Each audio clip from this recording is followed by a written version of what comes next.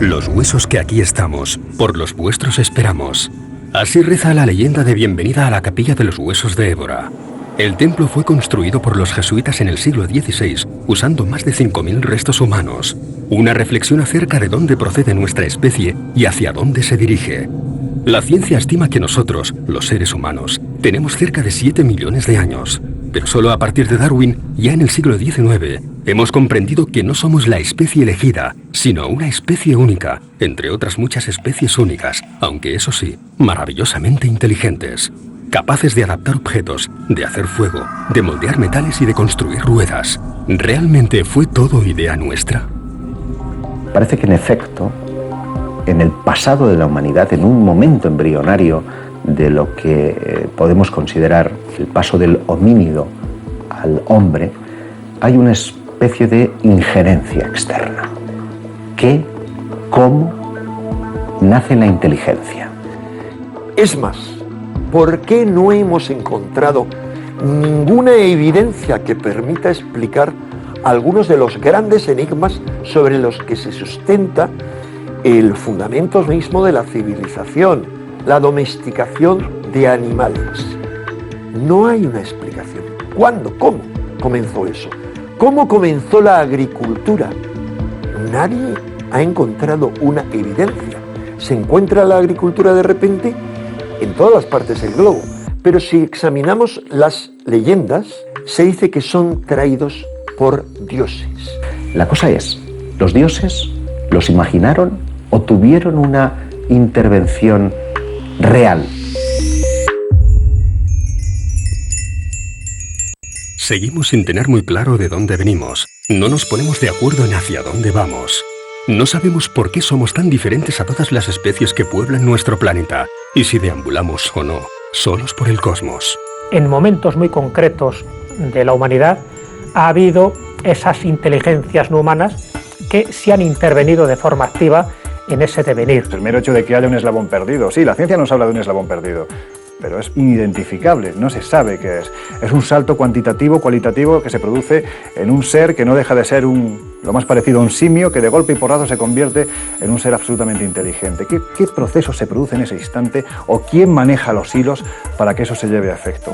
¿Por qué no pensar que esos dioses instructores del pasado, que esos posibles extraterrestres de una forma u otra hicieron algún tipo de tejemaneje para que finalmente nosotros seamos lo que somos, posiblemente un experimento? Son dioses ligados a las estrellas que traen al hombre ese tipo de conocimientos, y es más, que según toda otra serie de textos le traen la tecnología y todos los rudimentos de la civilización.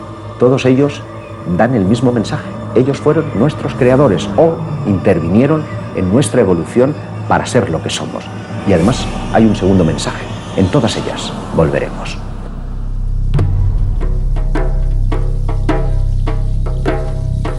Desde el norte de Portugal y Galicia hasta el Levante peninsular, encontramos una de las manifestaciones artísticas más representativas de la Edad del Bronce, los petroglifos.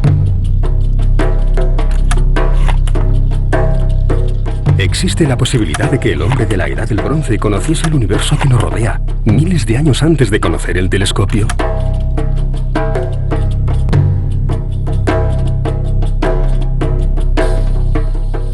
Los petroglifos nos muestran alineaciones planetarias, nos muestran constelaciones lejanas, nos muestran incluso formas que podemos relacionar con galaxias. Y con una antigüedad que en algún caso se remonta hasta casi los 100.000 años. O sea, ¿quién era capaz hace 100.000 años de conocer ciertas constelaciones y tallarlas, inscribirlas? Estaban viendo en el firmamento fenómenos extraños y nos lo dejaron representados en su piel. Parecen estar dándonos una visión cósmica de una humanidad que no tenía tales conocimientos. Estamos en la noche de los tiempos. Todas las religiones antiguas nos hablan de una suerte de divinidades procedentes de los cielos y nos habrían acompañado a lo largo de la historia. ¿Fueron ellos nuestros instructores? Los petroglifos, igual que las pinturas rupestres, nos remiten a un tipo de información privilegiada porque aquellos que lo hacían tenían que tener un tipo de conocimiento muy específico para realizar luego ese tipo de grabados. Si el telescopio no se inventa hasta la Edad Media, ¿cómo pudieron tener conocimiento de esos acontecimientos?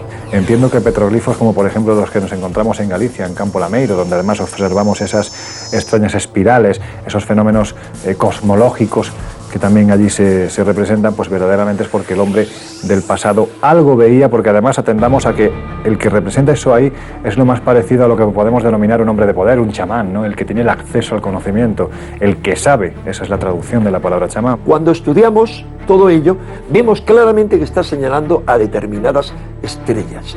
Si no se trata de un fenómeno natural, ¿de qué podemos estar hablando? Lo que encontramos representado en la prehistoria posiblemente trataba de atraer hacia sí aquellos seres que les instruyeron además en algunos de sus conocimientos. A mi juicio estaríamos ante una evidencia de que hemos recibido visitas desde la más remota antigüedad. Resulta que todo el planeta está lleno de megalitos, es decir, menires, que son esas piedras iniestas de forma fálica, de dólmenes, que son dos piedras con otra encima, de cronlech, que ya son como torretas con varias piedras iniestas y otra encima.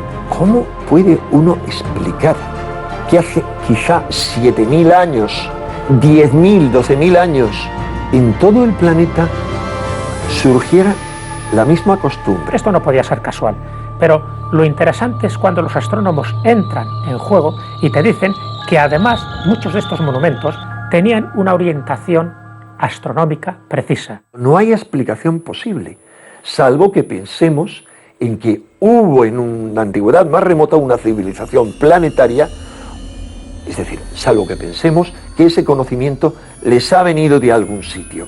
El hecho de que 7.000 años después de que fueran erigidos esos menires y lo podamos admirar hoy, lo único que refleja es la necesidad del hombre antiguo de que su obra perdurara en el tiempo. Tal vez porque el mensaje no era para su época, sino para una época posterior, para nuestros tiempos. Estamos en un momento en el que la fenomenología ovni vuelve de nuevo a reactivarse en todo el mundo. ¿Y si lo que nos legaron nuestros antepasados tenía que ser interpretado en una clave moderna?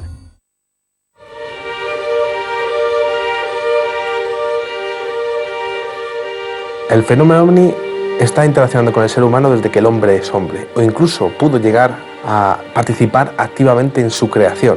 A día de hoy no se conoce el eslabón perdido entre el homínido y el hombre, y es posible que pudiese haber una intervención extraterrestre en la creación del ser humano. ¿Cómo nació la vida? Todavía no está claro. Los biólogos, los microbiólogos todavía no tienen demasiado claro cómo se generó la vida en la Tierra. Que viene a decir que bueno, la vida se creó a partir de elementos inertes de forma aparentemente casual. El propio descubridor de la estructura del ADN, Francis Crick, fueron James Watson y Francis Crick, dos científicos, ambos siempre se mostraron muy sorprendidos por la complejidad de nuestro ADN, y el propio Francis Crick, Premio Nobel de Química por el descubrimiento de la estructura del ADN, el padre de la moderna genética, uno de los grandes hallazgos de la historia de la humanidad. Su teoría es bien clara: la vida solo pudo venir a bordo de una nave extraterrestre. Eso lo dice Francis Crick, el descubridor de la estructura del ADN. Él ha dicho que la única explicación para que el ADN, que no hay duda que ha llegado del espacio, hubiera llegado intacto, hubiera sido a bordo de una sonda extraterrestre que lo hubiera depositado aquí tras haberse generado la vida, según él, de una forma de evolución darwinista en cualquier otro planeta. Hay otros astrofísicos de gran nivel, me estoy acordando por ejemplo de Michael Behe, por ejemplo, un microbiólogo muy reconocido. Hay una serie de elementos microscópicos que son máquinas genéticas, es decir, que son máquinas con su motor, con su rotor, con sus anillos rotatorios. Desde el punto de vista de Michael Behe y otros muchos microbiólogos, son máquinas ensambladas por algún tipo de inteligencia. Desde su punto de vista no se han podido ensamblar por sí solas porque cada una de sus partes no tiene una función predeterminada, por lo tanto no han podido evolucionar según la teoría de la selección natural. La única posibilidad es que exista algún tipo de inteligencia que en un pasado remoto haya ensamblado esas, lo que ellos llaman máquinas moleculares. Bueno, yo me pregunto, quizás sí hemos localizado esa inteligencia, o esa inteligencia está interactuando con nosotros de algún modo, ¿no? Y si el fenómeno ovni tiene mucho que ver con esa inteligencia, que ha sido la responsable de crear la vida en la Tierra, es una pregunta. Objeto volador no identificado. Es así como llamamos a esos inexplicables artefactos que surcan los cielos. Muchos testigos no solo afirman haberlos tenido cerca, sino que además aseguran haber visto a los que serían sus tripulantes. Si tuviéramos que establecer por parte de la ufología más científica una élite, un podium, ¿no?, de testigos, sin lugar a dudas los pilotos serían los que estarían en primer lugar. No estamos hablando de 10 ni de 100, estamos hablando de miles de testimonios de los que esos pilotos, que son quienes más saben de lo que hay en el aire, referencian haberse enfrentado a algo extraño, algo que para ellos, desde su modesto conocimiento, que por supuesto que es mucho, no tenía explicación. A pesar de ser muchas, las ocasiones en que el fenómeno ovni se ha cruzado en el camino de pilotos y radares, este sigue siendo el mayor tabú dentro del mundo de la aviación. En 1957 se ve involucrado el entonces capitán Lemos Ferreira, que más tarde llega a ser general y después jefe de Estado Mayor de la Fuerza Aérea. Estamos hablando de un caso en el que él estaría en un vuelo de entrenamiento nocturno con 3 sargentos más. Vuela cerca de los 25.000 pies, todo va bien.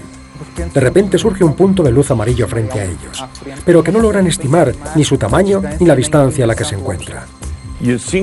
Y nada más encender el radar, aparece una bola luminosa que se pone claramente a jugar con el avión.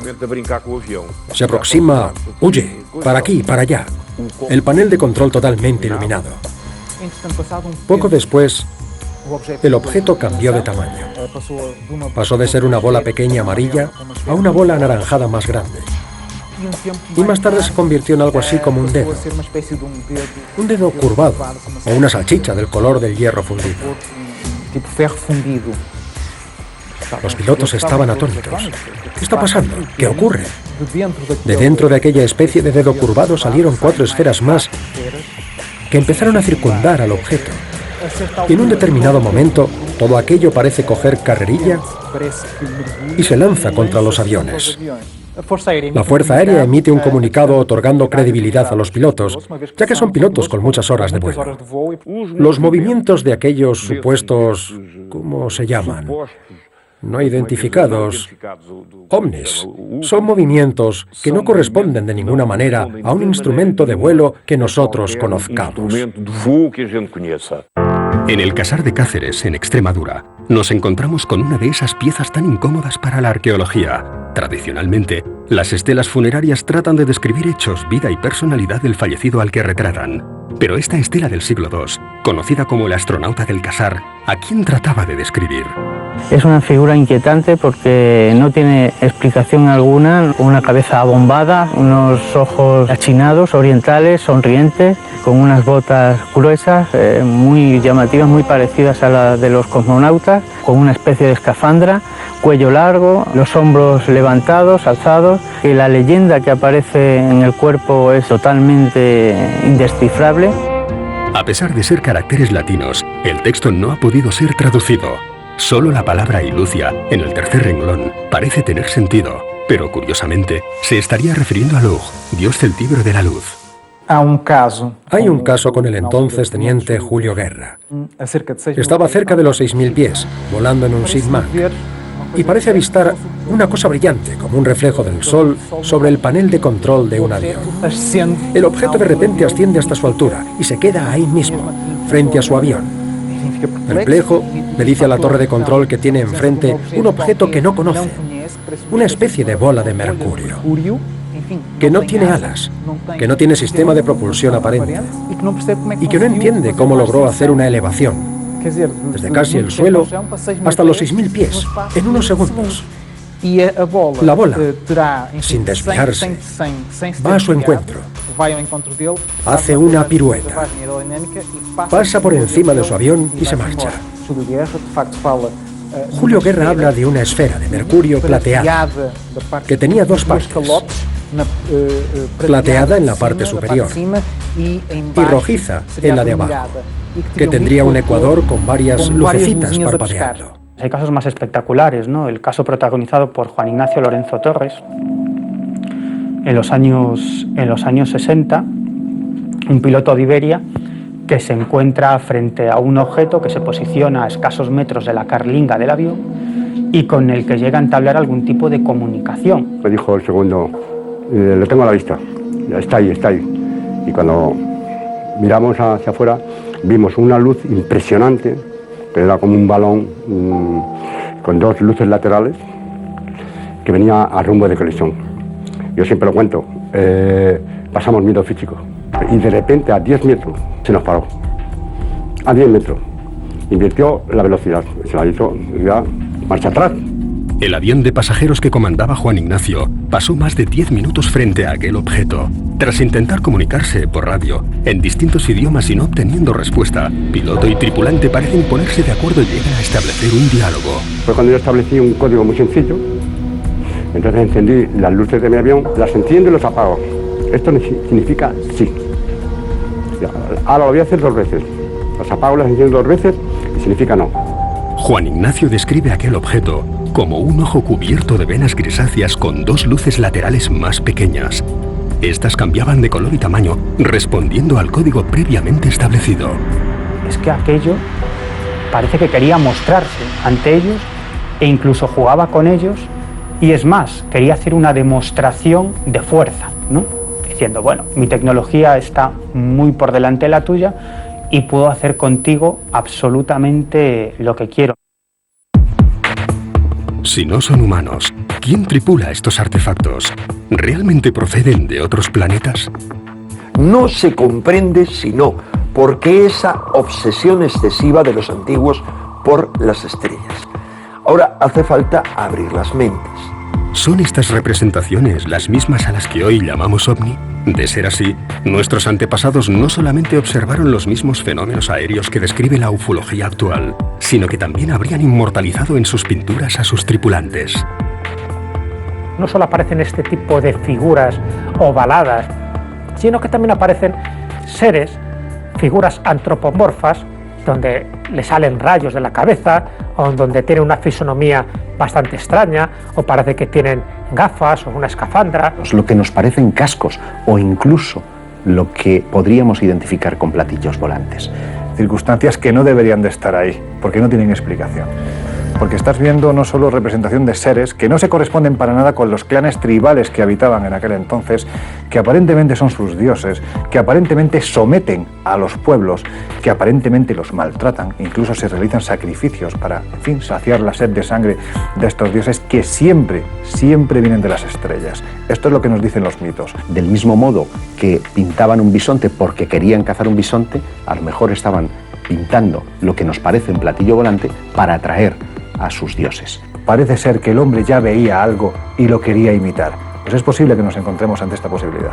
Algo ocurrió hace 40.000 años que está muy relacionado con un despertar espiritual, que está muy relacionado con un despertar evolutivo. Si atendemos a lo que ahí hay representado, que nada o casi nada tiene que ver con lo humano, más bien con lo divino de aquel tiempo, la pregunta es lógica, ¿no? ¿Qué es lo que vio el hombre de ese tiempo para representarlo con tanto detalle? Pues es algo que hoy en día la ciencia y la historia es incapaz de explicarnos. Pero ahí está.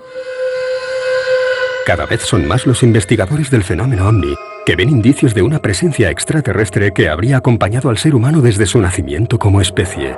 Cada vez toman más fuerza las teorías que hablan de una suerte de divinidades que no solo nos visitan hoy en día, sino que nos habrían tutelado, instruido o incluso creado hace miles de años.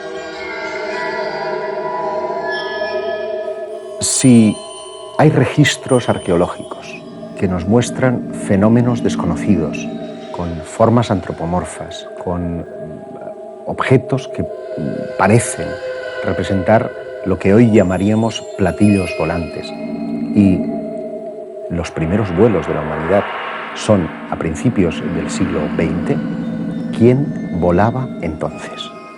Que es la teoría de los antiguos astronautas, de gente que pudo llegar a este planeta y que instruyó a nuestros antepasados, sobre todo en ciertas zonas geográficas, sobre determinadas claves o determinados conocimientos para que dieran ese salto evolutivo y tuvieran la capacidad de hacer construcciones increíbles o sencillamente de tener una cosmovisión totalmente distinta. En el pasado se les llamaba dioses maestros, era gente que venía siempre de arriba, de los cielos, a los que se quería y se temía a partes iguales. Si atendemos a lo que nos encontramos en ese pasado a nivel constructivo, arquitectónico, de conocimiento astronómico, pues da la sensación de que esa gente no venía con ello aprendido, sino que alguien les instruyó. En mi opinión, empiezan a visitarnos desde que el hombre es hombre. Eventuales contactos, que el Homo sapiens sapiens, o si queremos el aún no sapiens sapiens, tuvo con eventuales inteligencias que pasaron por aquí.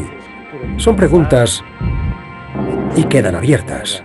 Durante toda la historia de la humanidad no han dejado de repetirse avistamientos ovni que la sociedad ha ido identificando de una u otra manera dependiendo de su cultura.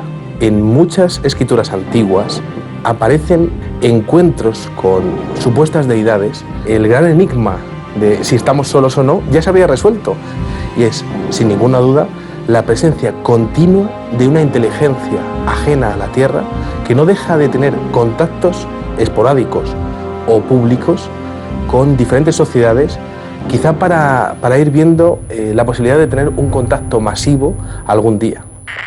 En 1997 nace Dolly. Sus creadores lograron que, por primera vez, un animal se reprodujese de manera totalmente diferente a la natural, haciendo que las células de una oveja adulta hiciesen un viaje a su infancia y producir un animal distinto pero genéticamente idéntico, un clon. El objetivo de este experimento era lograr una mejora en la industria ganadera, pero lo que todos vimos en Dolly, la oveja más famosa de la historia, fue cómo aquello que había anunciado la ciencia ficción se hacía realidad. En lo que se refiere a la clonación, cuando comenzamos el proyecto en 1990, si hubiésemos dicho que nuestro objetivo era crear un clon de un animal adulto, la gente se hubiese reído, porque en ese momento se consideraba algo totalmente imposible. La electricidad, los viajes submarinos, el rayo láser o las naves espaciales eran, hasta hace poco, creaciones imposibles de la ciencia ficción. Pero el ser humano tiene la maravillosa capacidad de hacer realidad todo aquello que intuye que pueda serlo. Y cada vez son más los que intuyen que la prueba definitiva de que hay vida inteligente fuera de nuestro planeta no tardará en llegar.